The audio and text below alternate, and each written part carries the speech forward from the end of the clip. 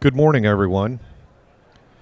Brittany Saxton is the owner of 600 Downtown at Bellefontaine, Ohio. She has competed in World Pizza Games where she has medaled 6 times. She also represented the Small Business Association at the White House Rose Garden. That meeting and the acts from those were very instrumental in building her event business. Please put your hands together for Brittany Saxton. Hello. Okay. Say it wasn't working for a second. Good morning. So, as he said, I'm a 5-time World Pizza Champion. I come from Bellefontaine, Ohio, where we own 600 Downtown. This is really loud. Hey, can we turn this down just a smidge? Okay. Now I don't feel like I'm screaming. So I have been in the pizza industry for 20 years. I worked under Michael Shepard for 14 years of my career, where I took over ownership of 600 Downtown in 2016. So today, how many have you raised your menu prices in the last year? So we have a couple. How many have raised your prices multiple times in the last year? Nice. Okay, so some of the biggest fears is upsetting your local customers, the ones who are coming every week, your loyal customers. Right now, our industry is in the most convenient time for doing menu increases when you're looking at customer reception of menu increase. So they're expecting it and anticipating as they're seeing their gas prices go up, their food prices go up, and they want to support their local business more than ever right now. So you have this huge dynamic where your customers are anticipating your menu increase and encouraging your menu increase. So since COVID, we have raised our menu prices 4 times inside our operation. We look at them twice a year. Every January, minimum wage goes up. We try to stay way above our minimum wage pay. And then in the summertime, we look for our seasonal favorites and changes that we can bring to our menu. So when's a good time to change your menu? Are you adding or taking away anything on your menu? Are you looking at your sales performance on your items that you already have there? Is it time to change your menu? If it is time to change your menu, you're looking at a perfect opportunity to waste no time with your printing fees, your menu changes and additions that you have coming out, and you're already paying for printing, so looking at a menu increase is the perfect opportunity. I actually did bring along one of my old menus with us and one of our new menus with us. So over on the table, you guys are more than welcome to take it, look at it. Some of the things that we've done with our menu when we do these increases is also spotlight things that are high performers for us, are huge profit margins. So our garlic knots, we make them in-house. All of our dough's made in-house. So garlic knots cost us 53 cents to make, and that's including all of the boxing and sauce cups that go with it. We sell those right now for $10. So we always have bestseller listed beside the garlic knots because we're making a huge profit margin off of them. And so those are bottom line indicators that if we can push the sales on these, we have room for profit. When I took over operations for 600 Downtown, those were $4.99. So we've been able to raise them $5 over the last 5 years. And in the first 3 years of owning 600, I never changed menu price. I was actually terrified for the same reasons that we're here today in this seminar. Is I didn't want to upset the customer flow that we had. So all of these happened within the last 3 years. But also within the last 3 years, these menu increases has allowed us to raise our wages from $8 an hour starting wage to $12 an hour. We've added an event center. We've added a patio. We've added a huge neon sign on the front of our building. But without the menu increases that we're doing, we have also would have never been able to do those. Also, another good reason to look at reasons to raise your menu increase and not worry about it. Are you looking at your supply chain? Supply chain right now is a huge problem for us. We are seeing increases in numbers. We're also seeing decreases in supply itself. So forecasting any kind of issue that you're going to see in the upcoming 6 months in the supply chain, is that driving the reasons why you're changing your menu pricing? We know that in the next 6 months we're going to look at a hard set in a recession. We hear it every day. Before we get to that 6-month marker, are we going to change our menu pricing so that way it's not so hard on the customer once we get there? If we wait too long to change our menu increases in the position we are right now of our economy, you're going to scare more customers the longer we wait. So right now, in my opinion, is the best time to do it. Because if we wait until that tax season next year, people are going to be struggling a little bit more. And we might miss the opportunity to not upset the flow of our business. Also, if you guys have any questions, comments, or anything during this, I love conversation. It kind of helps flow this a little bit. So please raise your hand and feel free to ask those. Also, I think it's important to always sit back and ask, why are you raising your menu prices? This last menu increase we did was solely to give raises to employees. So we did that knowing that my employees are struggling with food cost, with gas cost, with cost of living. So I know that in order to retain them, we need to pay them. So this whole menu increase was solely to bottom line our labor benefits. So we just gave out those raises, which is a huge benefit. I think being open and honest with your customers when you're doing these increases are also super important. We did a huge training with our staff when we did this last one, explaining exactly why we are raising our prices, because we are looked at as an expensive restaurant. But we also are very prideful in what we do. So we also explain, unfortunately we're in a time of our economy where we need to look at raising our menu increases just to pay people in order to serve the business that we want to give. So our quality and our service always comes first, and that means paying people what they're afforded to do the job that we do. So I don't regret nor apologize for raising our prices either, because for us to be who we are, that's necessary. I think that's super important too to think about and look at when you're raising is being confident in those increases. If you go out and you're afraid of that feedback you're getting from your customer, you're already behind your confidence level that you need to do that menu increase.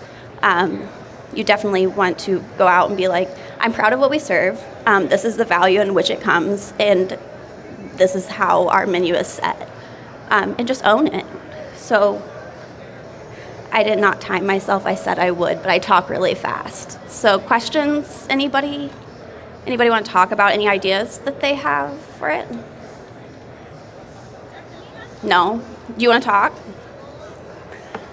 Have you ever ran a coupon? Nope. What do you feel about coupons? I think they're unnecessary in your business. I will not devalue my brand to offer a coupon. My customers pay 100% full price at all times. We joke around the restaurant because my father also pays full price and gets on a reservation list as well, so everybody else pays full price. When people ask for a discount, I tell them to talk to my dad. So that's the joke around our restaurant. Does anybody else not do coupons here? Proud of you guys. It's once you start doing a coupon, it's a hard breakup to do. Something that I also talk about with specials. Does anybody run a weekly special? Yeah. Do you discount that special? Yeah. I think that another cool thing to do, and something that we do in our community, is our specials are actually not discounted. It's a limited special that you get through that week, but it's always an elevated price. It's a special because you can only get it this week. It's not a discount. So another thing we do is our Detroit-style pizzas are a limited run. Yesterday we sold 30 of them in 4 hours. So that's kind of cool. Anybody else have any questions? So your business model is you're catering to people that don't mind spending. What do you get for like a 14-inch Supreme pizza? We do a 16-inch, and our 16-inch Supreme right now is $25.99. Mm-hmm. Yep. Mm-hmm. We have a full-service bar. Our community also does a Dora, so we are able to participate in that. I think Toledo has a Dora as well.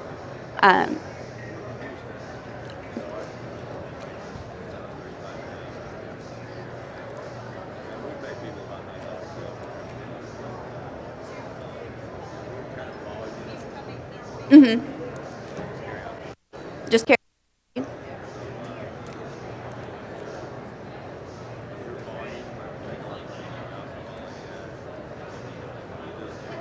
No, we're actually dine and carry out only. So we use open table. We do heavy reservation base. We do have an event center that also houses, it's about 65 people sit down or 120 people cocktail style. But we are primarily a dine-in restaurant. We are about an hour and 40 minutes south, like directly south. But yeah, so we do our reservation base.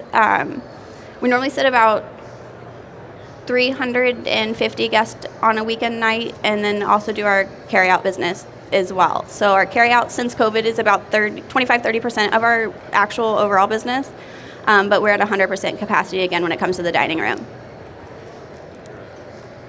Expensive part of town, rich people around, whatever.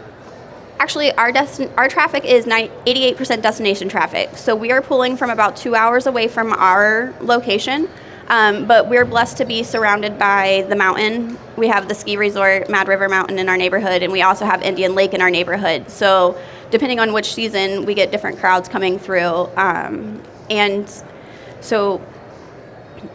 But yeah, our pool is about 88% from hour and a half away.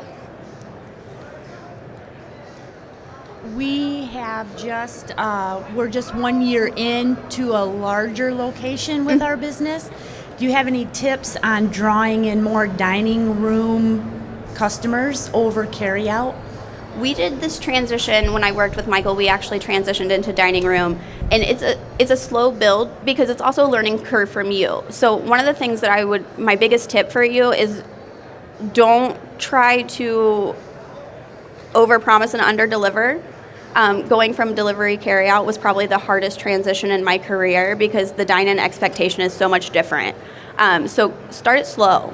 Don't try to open 18 sections on your first day. Limit it and grow into that process because it is a different like dealing with servers in front of the house people are a whole different ball field than your delivery drivers and your cooks. So take it slow and learn and grow.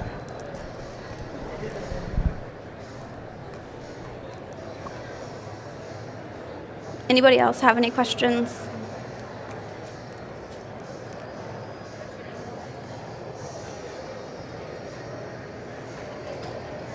Oh my gosh, we've only been doing this for 15 minutes, y'all. So we gotta talk about some more stuff. We talked about that. So when you guys are printing your menus, are you doing third-party printing, in-house printing, or a local printer doing those? And are you working with any of your vendors to get those printed? Does anybody work with Coke or Pepsi for beverage? Have you asked about their menu programs? I know Coke's is a little weird right now, and Pepsi does like a rebate where you can kind of help as long as you're using some branding. But while you're going through these menu increases, like we printed menus a bunch of times over the last couple years. And we did the black and white menus when we first started doing menu changes through a local printer. So sometimes just shopping out your menu printing. Also, when you're doing menu increases and looking at menu increases twice a year, it really helps because like we use those microband hard beautiful menus for our dine-in. However, those are $2,100 every time we print those. So kind of thinking about that too when you're making these plans, do it strategically.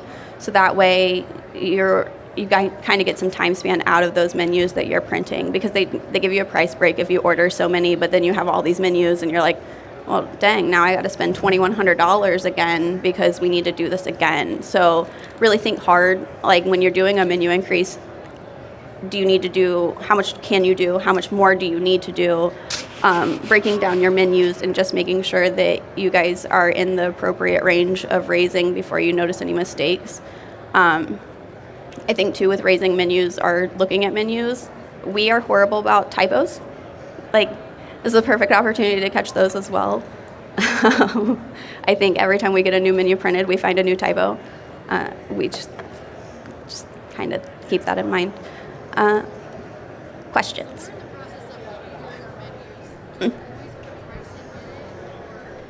Do I always put pricing in my menu? Yes. And simply because if you're doing like a wing place, it makes sense right now to put at market cost because you guys don't know day to day what you're doing. But otherwise, people are coming in and they want to know what they can expect to pay for your product. Even on to-go menus? I do it on my to-go menus as well.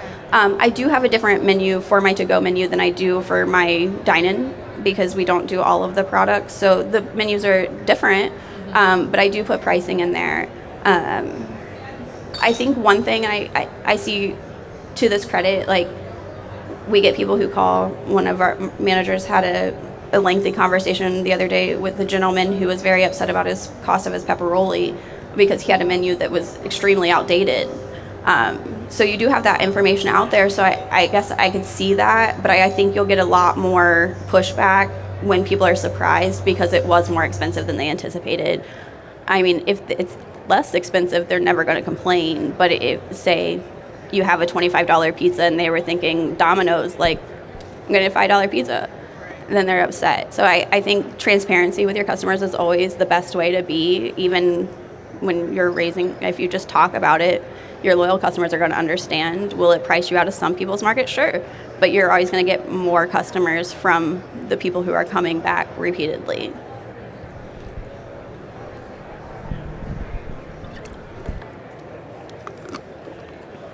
Any other questions?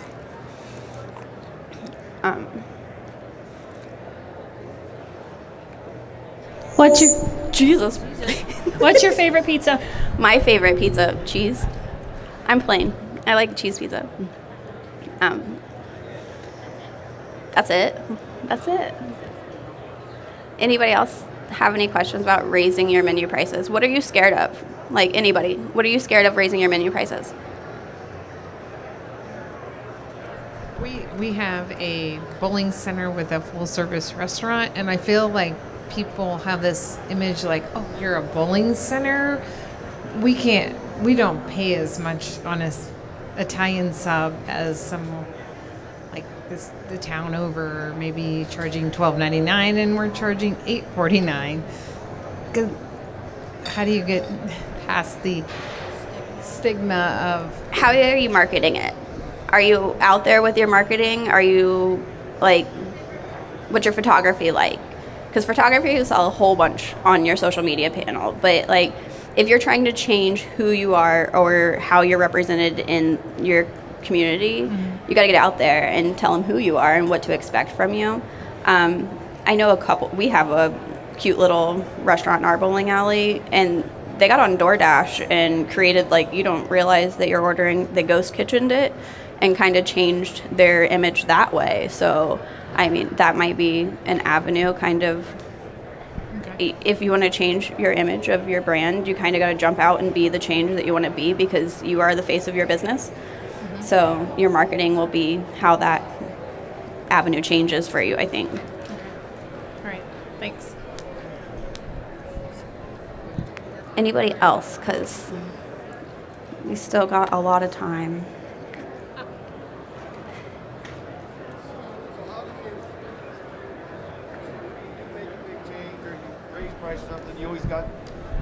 You always have that one or two person that has a complaint or, makes a big fit about it, which we don't get much of. But then how do you train staff? How do you deal with the staff? Because those people come in and then staff morale goes down for the rest of the night because, they're working their butt off, and this one person come in and made a stink because you went up 50 cents. I feel like that one person was going to make a stink about anything. He just found an easy out to make it right up in front. And we are trained every day to deal with those people. We know that we can't win every single battle, but I think it's giving insurance to your team to be like, mean people come in, don't treat them like crap, but you also don't have to just stand there and, like, you can explain it and have a professional conversation with your customer and be like, I'm very sorry that you feel that way. However, if you look at gas prices and you look at the cost of living, like, this is a normal business move that you're going to see, and we're sorry that you're upset, but looking forward, you'll always see that 50% increase in your favorite menu item. I think if you just kind of stand up to the bully, essentially, like, they'll stop because they're not used to being met back with their same energy. And there's a professional way to do it. It's just training of difficult people. But that's kind of our job anyways, is every day it's a difficult person and it's just pizza. So I think it's training them and giving them the power to be like, this is kind of what it is. I don't think, because you're never going to take that 50 cents back for that customer either. Like, they're going to get mad, and if they come back, they'll know. When you take things off your menu, what is your criteria to decide what to take off? We have a hard time deciding we want to add things. We know we should remove some things. I look at 6 to 8 week averages, like what's my lowest seller? And I also think about, is this a seasonal change? So for us, Detroit styles, pepperolis, they're heavy items. They sell primarily in the wintertime excessively. So we know this. So looking at the summer months, will I be as harsh to be like, we're not selling that as much? I'll kind of keep those things in mind, or do a seasonal change where old things will come back because that is a change. But I really look at on an average. It's 6 to 8 weeks. I'll look at the sales of things. If something's not performing, we start looking at either replacements. How can we improve it? Or does it just need to go away? And then we can add something new in that place. But right now, our menu is large. So if we want to add a new pizza, something's coming off. Because I don't really like to do the monthly specials because we're high volume and we have a full-scale dining room. I don't want to expect my servers to have to remember to upsell that new pizza that they have no clue how to explain it. So if it can't make the menu, we just don't do that part. So that's how I look at those numbers, though.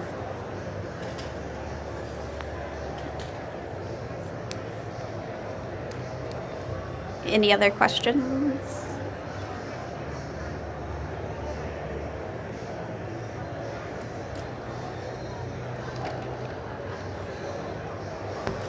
Yep. What do you do, or have you run into? We're very confident about our products. We do have new things. Our menu changes weekly, so we have a printed menu, but then we have a special board. Mm-hmm. The special doesn't mean it's on sale. It's just something we don't offer every week. Have you ever run into where you have a product that you absolutely know is a phenomenal product? We've renamed it 3 times to try and get it out there. We've pictured it to death, but we just don't seem to get people to buy into it. Do you ever run into a product where that's happened? We do, and I have a lot of these things. Like right now, we just cut back our production on Sicilian. Sicilian's my favorite style pizza. We make it in-house. It was the first dough prep recipe I ever brought into the store myself, but it just doesn't sell as much as the Detroit's do. It's a labor-intensive dough. So what we did right now is we scaled it back. Now we'll run out of it. So we can be like, oh, I'm sorry, we sold out of all of those. And it's kind of creating a false demand, but also lessening the waste on our side. And if it's something that we can't grow before our next menu production, we'll look at cutting it and adding a different style. Maybe that style is just not fitting our market, even though it's our favorite or my favorite. Doesn't mean that it's actually our community's favorite and they're supporting that. And sometimes that sucks because I'm super proud of it. But if it's not hitting the community the way you see it, is it creating other waste? Can you double utilize that product somewhere else to where it has a purpose and is getting used and not creating waste in your kitchen? Or just look at cutting it completely and maybe bringing it back in a couple months. Because the other thing about, I'm assuming you're from Ohio. Ohio people's taste buds are like 5 years behind all of the rest of the world. So we find these cool ideas in the trending world and pizza and food, and we bring it to our kitchens, and people are like, what is that? So we got to wait for these people to catch up with us and bring it back later. Like, take it away and bring it back as a limited time, get people excited about it. It'd be like the McRib. Like, that's a marketing scheme in itself. Like, microwave something and people line up for days for it. So, I mean, you can kind of create that with that item on your menu is you create a demand and they'll come for it. So.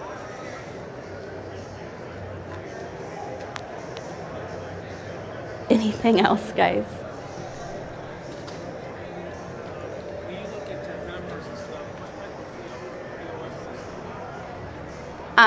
Currently, we are using Upserve point of sale. It's Upserve. I will tell you, and it has its perks and it has its stuff. There's other ones that work just as well.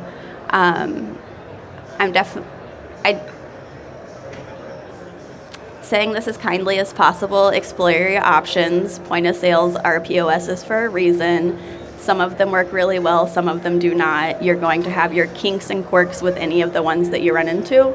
Are you primarily dine-in, delivery, carry-out? Well, how's your business model? A little bit of everything. Yeah, I definitely think there's better systems out there than the one I am using for the pizza industry. It's great for my dine-in. It does not always correlate to my kitchen as well. So, yeah.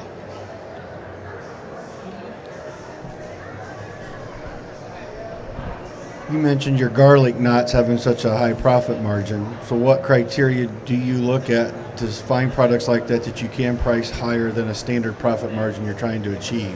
Like basically, how do you decide how to price your menu items? Garlic knots organically became something that we could do this with because it was a crowd favorite.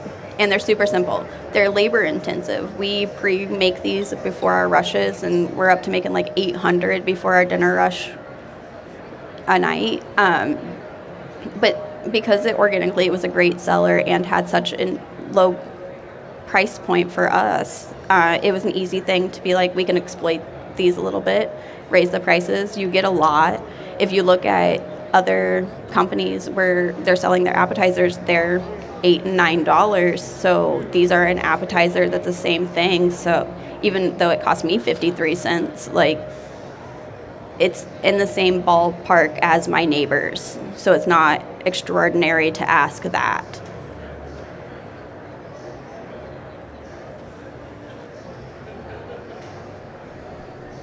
Other questions?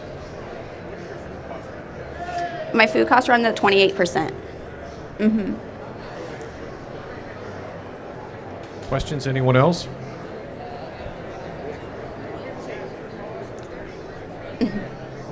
Just ask your food cost. She said 28%.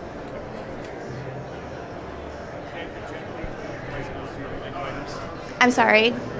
Is that generally what you're pricing most of your items at? 28% food cost on your menu? Mm-hmm.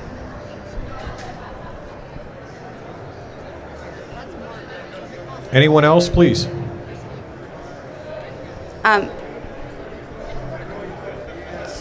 How do you determine 28%? So if it's cost you $1, is it $1.28? So 28% is what it costs to buy all of my food compared to what I sell it at.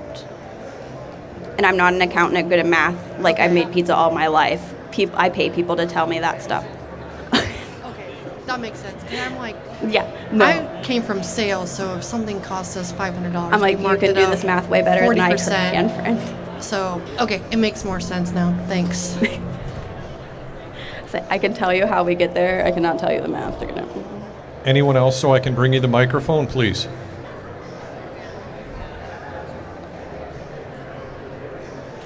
Going once?